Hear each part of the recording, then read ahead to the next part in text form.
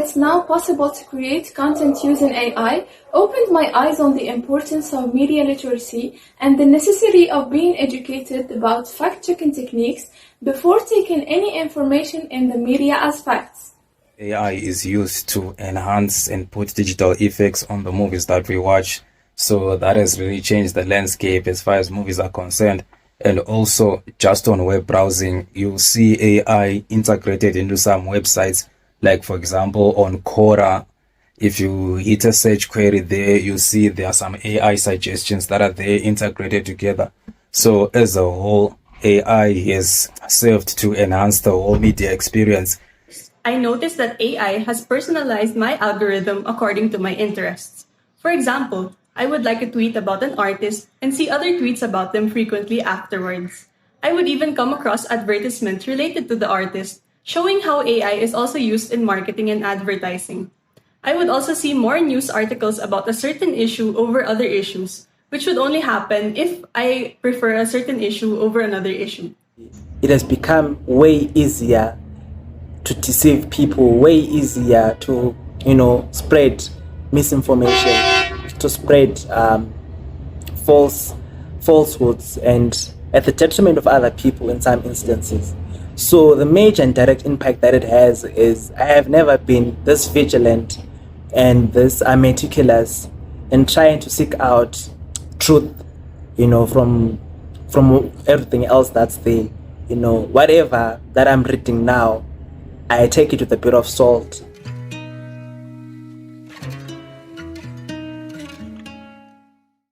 I think the much more immediate concern comes with how it's influencing social emotional learning. For example, my friends, when they are bored or lonely, they will talk to Snapchat's My Friend AI. And because of these black box algorithms and our lack of understanding about how this AI operates, when it responds in an inhuman or an uncanny way, we get scared or frustrated. We're also starting to see the more long-term effects of AI-driven absentee parenting. So when we were young kids and our parents needed us to be occupied for whatever reason, they would give us internet access. And on the internet, we would find endless rabbit holes of AI-generated content, just long playlists, and they kept us very content, and we would consume hours and hours of this content. And now that we are becoming young adults, that continues to be a big self-soothing method, and that is the kind of self-soothing method that leads into addictive tendencies. In other words, we're continuing to infantilize ourselves using AI. The major worry is the extent in which personal data collection is involved with AI-powered applications, leading to potential breaches of children's digital privacy. Furthermore, there is a potential of overexposure to screen time, as well as content manipulation with AI. Nowadays, people can easily take someone's picture and manipulate it to show a different narrative, which in some cases ends up tarnishing the image of that person. I believe there is need for more awareness programs where we are taught on how to use artificial intelligence positively to enhance our lives and create a safer environment. I am really scared that in the future, people are going to be so dependent on AI that we're not going to be able to see new content or new ideas. We're going to be seeing the same posts and the same media again and again. AI is making humans lazy with its applications, automating the bulk of the work. So this may in future drag the future generations since there will be absolute reliance on artificial intelligence, hence undermining the values of hard work. Then machines can only perform those tasks which they are programmed to do. So if you give them any other work, they will crash or they may give you irrelevant information. I think one of my biggest concerns is just being able to differentiate what's real and what's fake in this world of how big media is, and I think it can make it difficult for people to really understand media more. Deepfake technology has the potential to manipulate audio and video content, undermining our ability to trust what we see and hear. A few years back, there's a video of Obama that surfaced where it apparently wasn't really Obama, but it was like a deep fake of Obama. So if you are not knowing who it is or the technology behind, you think that it's actually Obama who gave that address. So that tends to show that with the use of AI, you can be able to manipulate people's speech and events and actually falsify some things. Deepfake content gets increasingly realistic the longer it is used, so some videos can seem believable. Some artworks are even created with AI applications. Recently, I've seen TikTok users use AI to create song covers by artists who've never sung the songs, which is scary considering how accurate the voices sound. And the major concern that I have to AI in relation to the media is that it has potential to eliminate jobs from people. Journalists and those who write scripts are at risk of losing their jobs because of the incoming presence of AI.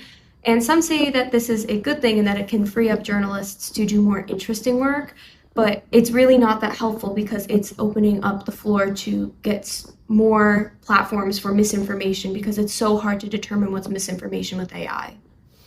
As an undergraduate in communications, I found it concerning that they can now use artificial intelligence to create videos rather than employing qualified people.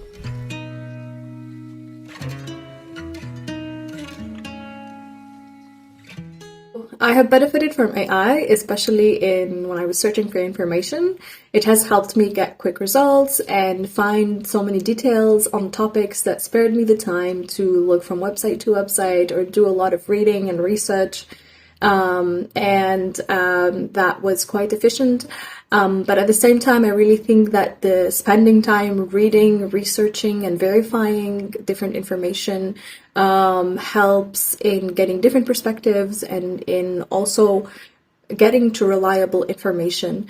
And so the quick results might not always be the best way to find many details. It also increases efficiency and it allows for new opportunities that weren't available with the previous technology. One example of this is the new Beatles song that just came out on November 2nd.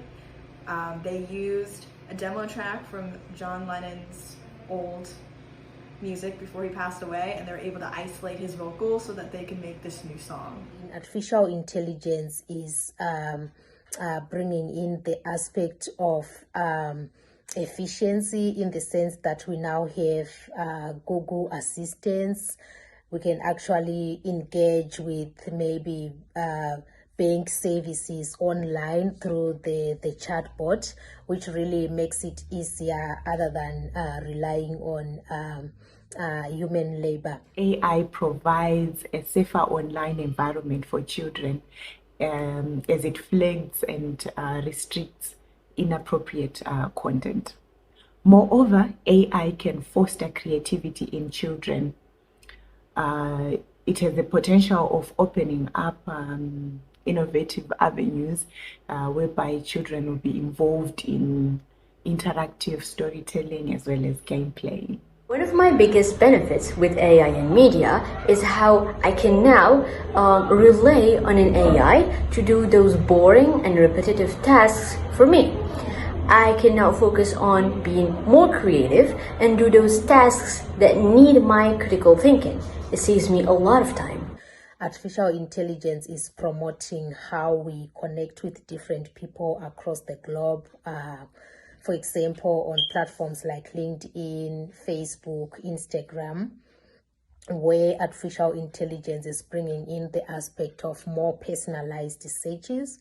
For example, on LinkedIn or on Facebook, artificial intelligence can actually suggest groups of interest, people of interest, even subjects of interest, which really makes it easier to interact and navigate the digital spaces and digital platforms. From a business point of view, AI has allowed me to analyze and track every step that I take into my business.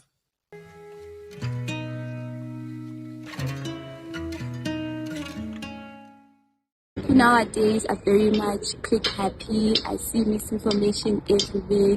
People share stuff without having to verify is true or not.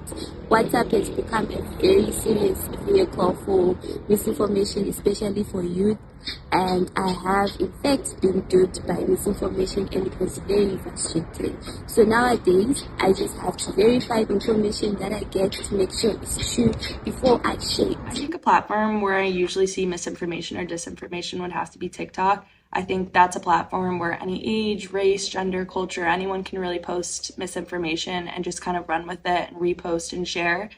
Have I ever been duped by misinformation? I would say primarily on TikTok, just seeing celebrities and through the use of AI and how they're able to just say whatever they want through AI. I think it hasn't gotten bad yet, but it has the potential to get bad. I see misinformation and disinformation every day on social media, especially from the so-called pages and news blogs that want to gain followers and viewers. They use a headline that is incompatible with the story, just so that if people can view their story or read their story or view the video, yet it's not what it is all about.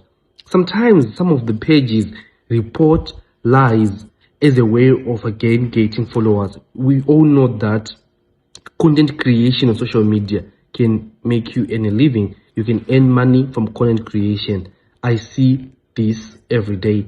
And yes, I've been a victim of misinformation and disinformation. I often see these in platforms like Facebook, TikTok, and sometimes Twitter. These three are the social media platforms I often use, and I only get duped or have misinterpreted some content because either I don't know much about the said content or misunderstood the intentions of the post. But there are corrective and factual comments somewhere, which should always be double-checked. That includes the source, the verification, the time or date that it is taken, and the context. These should be monitored when analyzing a post in any platform.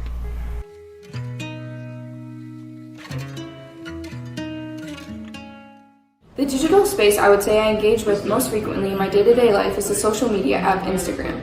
This app allows me to connect with people, catch up on the latest news, and also explore content that aligns with my interests. We use a lot of digital spaces either for social reasons or professionally. To mention a few, I'll mention Instagram, WhatsApp, Facebook, Twitter, LinkedIn, Google applications, for example, Google Documents, Google Meetings, and all of those, as well as YouTube. I do learn a lot of YouTube, as well as Zoom, where I do attend some of my meetings and conferences that I may not be able to attend to in person. So as for me, I engage in Facebook the most because it is where I am connected with most of my family and friends. I am a YouTuber, so I usually check other people's content so that I can improve mine in order to get followers, likes.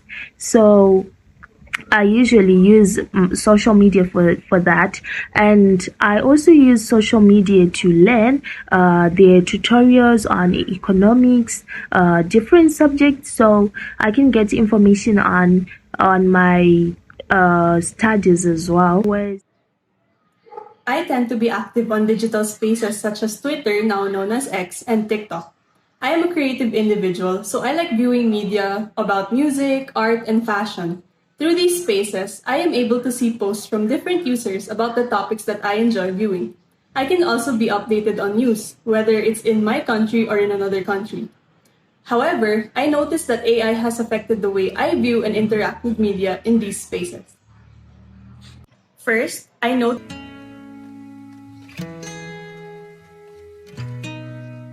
Every person who's a digital space user has a right. They have digital rights to be on those platforms. However, they also have a responsibility to make sure that they use them well and in a way that's safe for other users as well. So I believe my role is to spot any misinformation or disinformation going around, informing them about it through our group chats and not contributing to the spread of it. And instead of doing that, I usually share factual information, articles that can combat the fake news that is already going around. The role I believe that I play as a user of this app in making the spaces I am part of safe is to make sure I do not spread any harmful misinformation or disinformation. Also, to make sure I check the credibility of the news sources I am reading content from, as it affects the overall media I surround myself with. Now, my role as a communicator and a netizen in this generation is perhaps the responsibility to fact check, to verify, and minimize posts that lead to dis, and malinformation. Most especially that we're the ones most exposed or adept in using media. And to also help people realize that they should remain safe online. I take precautions like enabling a two-factor authentication and keeping my personal information private. I strike a balance between gaining knowledge and seeking entertainment by following content creators who contribute to my understanding in various areas, such as grammar, public speaking, and fact-checking. Additionally, I actively engage with TikTok's platform functions designed to combat online risks and threats. This includes reporting and blocking unsafe content or users. By doing so, I can contribute to maintaining a safer and more respectful online environment for all users. Ultimately, I strive to create and share healthy and informative content across platforms, thereby influencing the algorithms that shape the content my online circle encounters as well. We should always become critical of what we post, repost, and support as well. So, for me, one role that I see myself doing is that I can gather a bulk of other evidences that would counter a false claim. Because believe it or not, as much as there are a lot of lies online, there are also a lot of truths, and sometimes these are just hard to uncover. As I am a digital space user, it's important for me to be kind, to be courteous, to practice social media etiquette and digital space etiquette when I'm using those platforms, because other people use them as well. So it's not nice to do things like bullying others, shaming them, whether it's for their body or for the person that they are. And then lastly as well, I think it's also important to maintain a clean digital footprint. And how do I mean?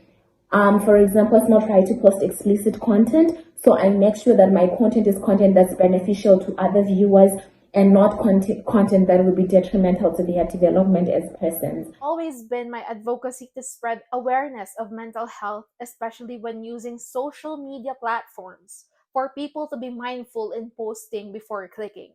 Advocate for change and educate others to be responsible when interacting online and be digitally literate. Remember to treat others respectfully and avoid tolerating cyberbullying or online harassment. Change will always start with you.